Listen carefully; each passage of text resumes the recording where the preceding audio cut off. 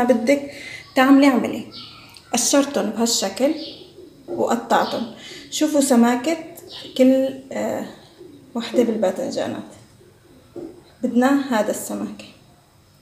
وعنا وحدة فليفلة، وحدة حارة وحدة حلوة، وعنا حبة بندورة هاي بشان الوش، وعنا اللحم المفروم قريب نص كيلو. بتقدري تحطيها اقل، بدي حسب اللحمه اللي بدك تحطيها بيناتهم، على وقت تحطيها صغيره كبيره انتي حره. انتي بتدبري راسك. الاكله يعني الاكل متاح للجميع بالطرقات، المهم ست البيت تعرف تدبر راسها. وعندي هون لحم مفروم عملت له اذا كان فيه دهن منيح مانك محتاجه للسمنه، واذا كان الدهن قليل فيكي تعركيه بشويه سمنه، معلقه ولا 2 سمنه، لانه حلوه انه تجي هيك فيها اللمعه وفيها الدهن. فيها بهار وملح، بس بهار وملح وعرقتهم انا منيح. وعندي هاي الصينيه حطيت، رح تحطي فيها حسب الصينيه انتي، يمكن تجيكي صينيتك صغيره ولا كبيره، المهم تفرشيها بندوره هيك مشان تطلق لنا المي اللي بدها تسوي الاكله. وهي هي مكوناتنا. خلونا نبدا بطريقه التحضير ونعجل لانه انا راح علي الوقت وقريب الاذان. عن جد شوفوا قديش سريع. هلا رح نبدا مباشره. رح ناخد الباذنجانه. شو نعمل؟ انتي لما بتكوني محضره بهالشكل هاد كتير رح تسهل عليكي الاكل بسرعه. رح ناخد وحده لحمه ونحطها بهالشكل على الباذنجانه ونسكرها بهالطريقه. رح ناخد الحبه الثانيه ونحطها على الباذنجانه ونسكرها هيك. رح نفتح نحن كل طبقة من الباذنجان ونحط عليها بيناتهم اللحمة بهالشكل. شوفوا هيك رح يطلع معكم شكل الباذنجانة. هيك رح نحطها هون بالصينية بهالطريقة. رح نعمل وحدة تانية.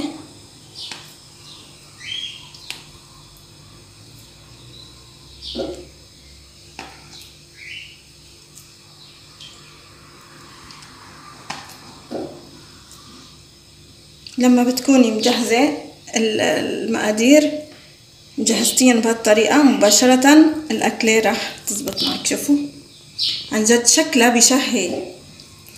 بتشهي مثل ما بقالكم. احفظوها كل ما بتطبخوا قولوا لهم بتشهي. شوفوا عن جد شي بشهي يا جماعة.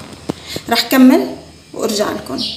خليكن عندي، حطوا اللايك، لا تنسوا اللايك رجاء فضلا وليس امرا. حطوا اللايك لارجع لكم بالصينية. هيك انا الصينية خلصت عندي. شوفوا شكلها عن جد شكلها بيشهي. هلا شوفوا كيف راح نكمل الاكله. عنا هدول البندورات، طبعا نحن البندوره حطيناها من تحت فما لنا محتاجين اكتر من هيك. راح نحط الفليفله المشكله فوق على الصينيه.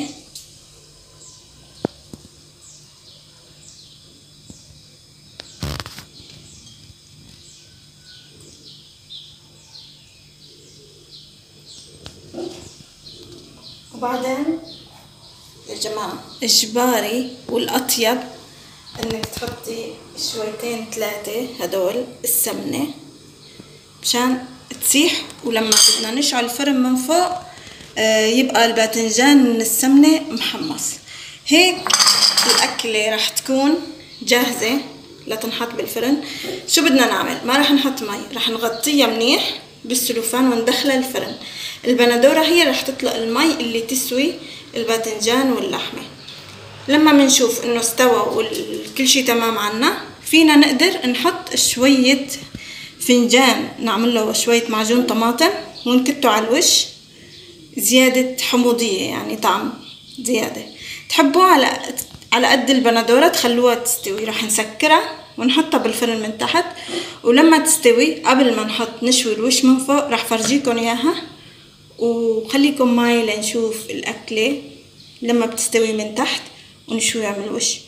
وبعد ما فرجيكم اياها كيف راح تستوي من الوش راح فرجيكم اياها بطبق التقديم وندوق سوا إذا كان مقدم. وألف صحة وهنا على قلوبكم. حطوا اللايك، لا تنسوا اللايك، وأهلا وسهلا بكل مشتركين قناة نور العين. وهلا هيك وصلت أكلتنا من الفرن. شوفوا لي هالمنظر يا جماعة، شوفوا لي هالمنظر. دققوا يعني كتير دققوا، لأنه الطعم قد ما حكيت لكم ما رح يوصف الجمال يا جماعة. أكلة ولا أشهى من هيك، ولا أشهى من هيك. راح نسكت شوي ونفرجيكم جمال الموضوع.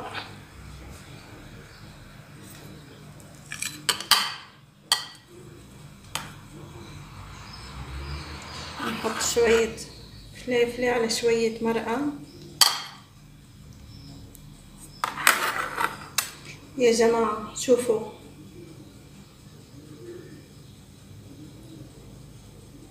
هيك بيكون خلصت أكلتنا اللحمة في الفرن. والحمد لله يعني عند أذان المغرب أبو عصام ما بلش جولته في المطبخ. أنا خلصت قبل الأذان، بس ما رح نقدر ندوق دقيقتين وبعزمكم تدوقوا ولا يهمكم. أهلا وسهلا بكل المشتركين قناة نور العين. رمضانكم كريم. سلام.